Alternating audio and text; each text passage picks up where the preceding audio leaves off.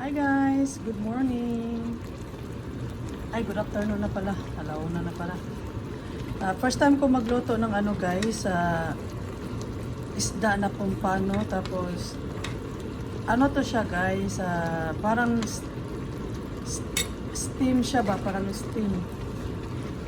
Parang steam style siya. Pero ang ginagawa ko kasi, iniisa ko lang yung ingredients. Hinahalo-halo ko na yung soy sauce. Saka nilagyan ko ng sesame oil. Tapos garlic. Ay no, walang garlic. Luya, sibuyas bombay lang. Tapos first time kong magluto ng ganitong recipe na nilagyan ko pa siya ng ano, tofu. Kasi bala ko sana i-prito siya pero dahil wala akong idea sa tofu na nabili ng asawa ko, medyo malambot siya ba. So, hinahalo-halo ko na lang dito guys. Tapos lalagyan ko mamaya ng onions, sibuyas, dahon. Tapos yun lang guys, ito yung dinner ko today. Thank you for watching. Bye!